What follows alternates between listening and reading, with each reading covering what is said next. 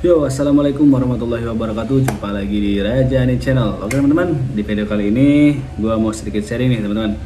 Bagi kalian yang berlangganan IndiHome, kalau kita misalkan berlangganan sebelum 1 tahun itu akan kena penalti ya. Yaitu kita akan denda sebesar 1 juta rupiah apabila kita tidak berlangganan selama 1 tahun ya. Tapi sedikit pengalaman dari yang gue alami sendiri teman-teman ya. Gue mau stop layanan IndiHome tapi belum sampai 1 tahun. Itu ada triknya supaya kita tidak denda penalti teman-teman, tidak terkena denda 1 tahun. Jadi apa saja trik-triknya, simak video ini sampai habis. Oke, pertama-tama gue telepon CS-nya, dan seperti biasa CS-nya dengan ramah mengangkat teleponnya, dan gue langsung saja ke pokok permasalahannya. Kata gue mau berhenti berlangganan, tapi tidak atau belum sampai 1 tahun, dan si pihak CS itu akan meyakinkan kembali teman-teman ya, bahwa alasannya kenapa, terus bagaimana masalahnya, apakah ada masalah dengan layanannya ya. Nah di sini gue memberi alasan bahwa sudah tidak sanggup lagi membayar, dan alasan yang kedua, gue sedang tidak bekerja teman-teman. Jadi sudah tidak sanggup lagi membayar layanan internetnya. Kemudian si pihak CS itu menawarkan ada paket termurah katanya.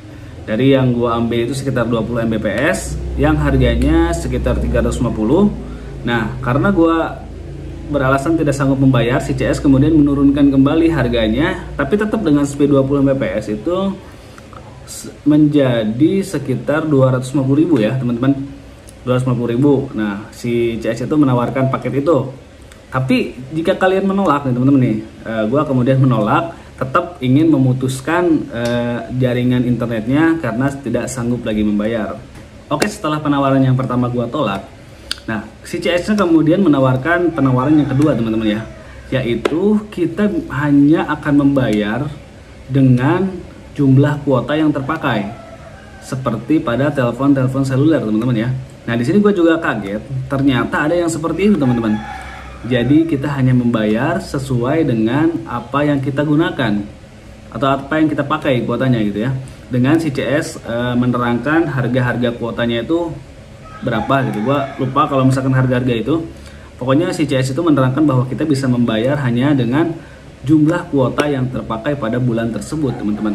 Nah kemudian gue tetap menolak dan tetap ingin memutus internetnya dengan harapan nih teman-teman bahwa gue gak kena penalti gitu. Jadi gue tetap merayu ya supaya mohon tidak kena penalti, tapi gue mutus layanan internetnya gitu. Nah kemudian setelah penawaran kedua gue tolak, si CS kemudian ada solusi yang ketiga teman-teman, dan ini adalah solusi yang gue terima sebagai konsekuensi dari gue berlangganan sebelum 1 tahun dari IndiHome teman-teman. Yaitu dengan cara kita hanya membayar denda isolir. Jadi internet kita tetap akan mati di rumah, tapi perangkat atau status kita masih tetap berlangganan ke IndiHome teman-teman, dengan status dari internetnya mati atau terisolir. Nah ini sangat murah sekali teman-teman, hanya membayar kita sekitar kalau nggak salah 25.000 per bulan.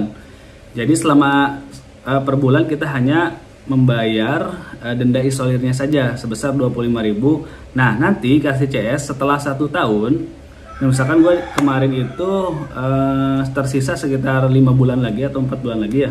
Jadi selama 4 bulan gue hanya menyetorkan 25.000, tapi perangkat masih tetap di lokasi kita teman-teman ya, atau di rumah kita.